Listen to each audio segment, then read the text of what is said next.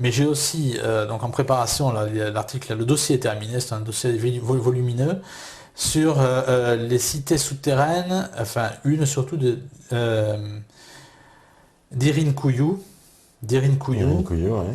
qui a ceci de particulier.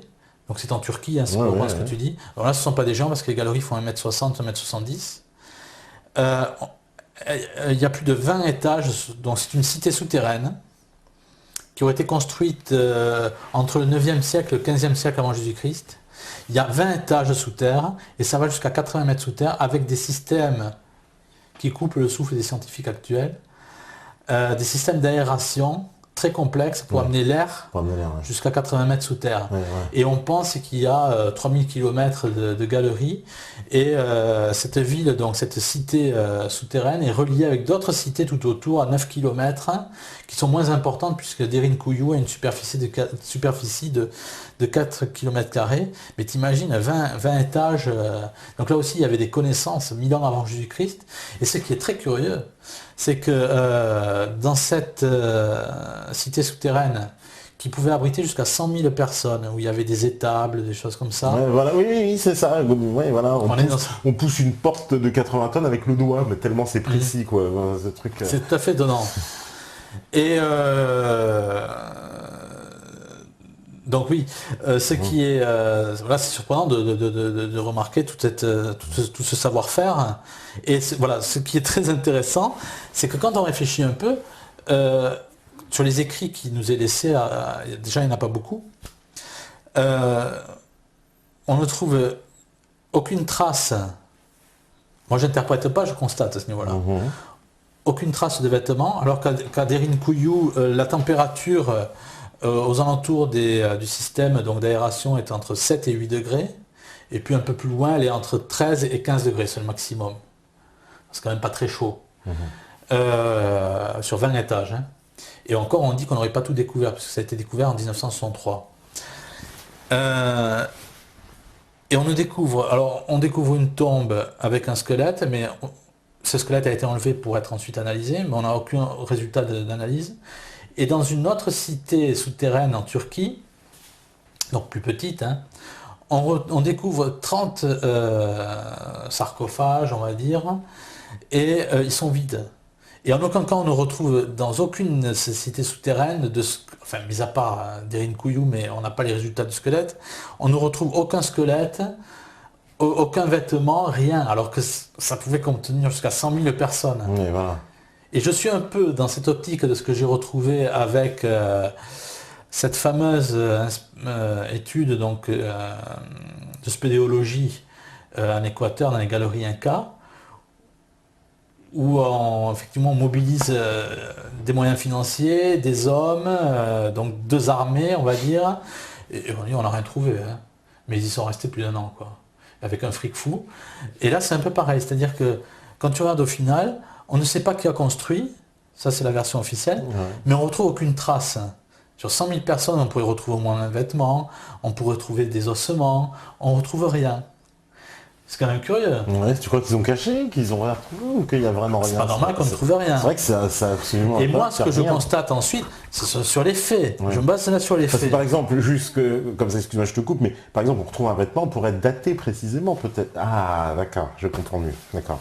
Et après, tu vas à Malte, il y a un hypogée donc j'ai oublié le nom, qui a été découvert par le père en 1902. Manuel, M-A-N-W-E-L, Manuel Magritte. Et là, il découvre 700 squelettes, ou peut-être plus. Alors, tout à fait par hasard, il découvre ça. Et le père Magritte décède quelques mois après sa découverte. Il est impossible, j'ai demandé même à des personnes, à des amis, s'ils pouvaient trouver la cause du décès du père Magritte. C'est impossible. Donc on est en 1902, par là. Il décède en 1905, si j'ai bonne mémoire.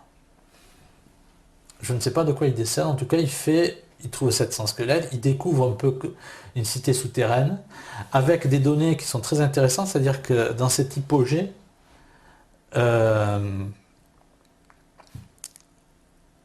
lorsqu'on se place, il y a 3 étages souterrains. Lorsqu'on se place à certains endroits, avec une certaine fréquence, les sons inondent toute la cité souterraine. Donc on peut penser que ces gens avaient des connaissances en acoustique qui étaient très poussées. Bon, voilà où j'en suis. Et après je regarde encore une chose, c'est pour la découverte des grottes de Lascaux. Ouais.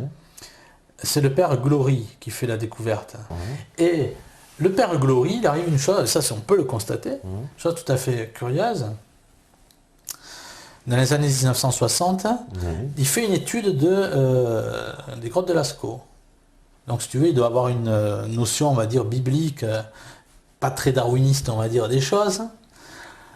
Il fait des croquis, il est en furie contre les gens qui ne font que saccager, qui sont envoyés par le ministère de la Culture, etc. etc. Et il a un premier accident de voiture. Il a une convalescence qui dure plusieurs mois. 6 mois après sa convalescence, ou 6 mois ou 1 an, un autre accident de voiture, il en meurt. C'est quand même pas de chance. Et juste après son décès, sa maison est vandalisée, on emporte ses études. Alors si tu veux, je me retrouve avec Dirin Couillou, je me retrouve avec l'histoire du père Manuel Magritte pour l'hypogée de Malte, et puis je me retrouve avec le père Glory, qui a 2 accidents, le second est mortel, et puis après on prend ses études, les études qu'il avait archivées chez lui. Et on ne sait pas trop ce qu'elles sont devenues, bien sûr. Ouais, bien sûr. Ouais. C'est quand même un peu curieux. Ouais. C'est pour ça que moi, entre autres, j'explique que la préhistoire n'a jamais existé. C'est une lubie encore du darwinisme. Comme quoi, quand on remet en question le darwinisme, on se rend compte, une fois de plus, de l'étendue du mensonge. Parce que les gens pensent que Darwin, c'est seulement l'évolution des espèces, mais ça entraîne, ça impacte, on va dire, d'autres réflexions qui... C'est-à-dire que l'apparition de l'homme, alors c'est quoi? Il se passe quoi l'apparition de l'homme s'il n'y a pas la période préhistoire? L'homme, il est tout de suite évolué? C'est le miracle de la création. On en est effectivement, encore une fois, où cette Bible raconte des choses qui, 2000 ans avant, sur l'histoire du lièvre qui est ruminant, ou plein d'autres choses, sur je parlais de Job 40-15 avec le Behémoth. Il y a tout un tas comme ça de paramètres dont on se rend compte après, ou quand on fouille un peu, on se rend compte que le Behémoth, ça n'a pas l'air d'être une bêtise. Ça voudrait peut-être dire que ce qui est écrit dans la Bible peut être justement un peu plus intéressant qu'on ne le pense, et que ce livre n'est pas justement qu'une histoire de fable. Alors, ça voudrait dire que les géants, ils apparaissent avec les humains ou ils apparaissent séparément? Alors, ils apparaissent séparément, ils apparaissent avec les humains. L'homme de la création et l'homme de maintenant. On pense que l'homme de la création est un homme évolué. Tout simplement parce que dans Genèse 4, 4.15, je ne sais plus, enfin bon, Genèse 4 en tout cas, on parle d'hommes qui connaissent des instruments de musique perfectionnés à l'époque d'Adam et Ève, Genèse 4. Il s'agit du chalumeau, instrument de musique, le chalumeau, et de l'harpe. Je ne connais pas le chalumeau en plus. Non, c'est pas le chalumeau.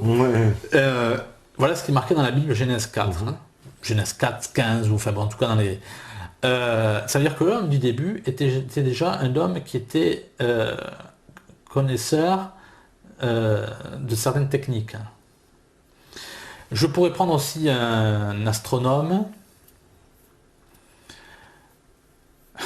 qui est un astronome à Paris, qui s'appelle Christian Bizoir, qui n'a pas laissé d'écrit visiblement, qui a fait des CD, et qui s'est intéressé notamment au temple de Karnak et à d'autres temples, où il a remarqué que la disposition, encore une fois, c'est une personne qui est à l'Observatoire de Paris, qui est astronome, et qui constate que différentes constructions sont faites avec les dimensions de l'univers, mais des dimensions qui datent, des constructions qui datent du début de l'histoire de l'humanité. Tout cela démontre bien une chose, si on prend Dirin Couillou, si on prend l'histoire des Incas, c'est que si on sort du clivage mensonger effectivement de Darwin, c'est que l'homme de la création était certainement beaucoup plus intelligent que l'homme d'aujourd'hui. Et le péché originel faisant son travail très certainement, on peut penser que l'homme actuel est beaucoup moins évolué que l'homme d'avant. Il faut aussi se rendre à la réalité quand on voit, une fois de plus, les sites mégalithiques à une altitude où aucun travail n'est possible parce Comme que nous Machu sommes... Picchu, par exemple. Machu Picchu qui est découvert en 1910-1911, Voilà. où on a complètement débroussaillé le site. Mais Tiwanaku, Sacsayhuaman, qui sont des sites à plus de 3000 mètres d'altitude. Mais Tiwanaku en Bolivie donc est le plus ancien, puisqu'on tombe à 10 siècles avant Jésus-Christ. 10 voire 15 siècles, me semble-t-il, avant Jésus-Christ. Et on a des blocs qui font plus de 100 tonnes. Plus de 100 tonnes, ouais. Et Baalbek, au Liban. Baalbek, où on a le plus gros, donc la plus grosse pierre. C'est ça. Oui, oui. Et c'est une pierre qui est là aussi.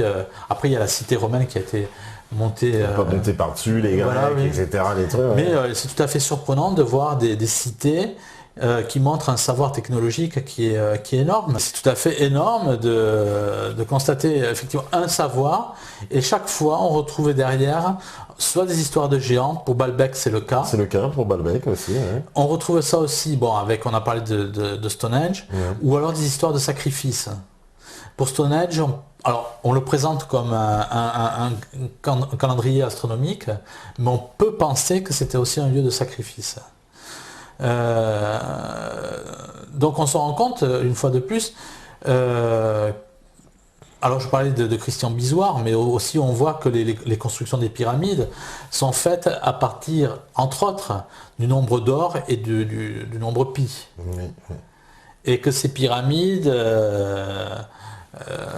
voilà, montrent effectivement un savoir qui est énorme. C'est quand même curieux, là encore une fois, de constater que nous sommes confrontés, hein, en tout cas, à un savoir technologique qui aurait été, qui nous aurait précédé.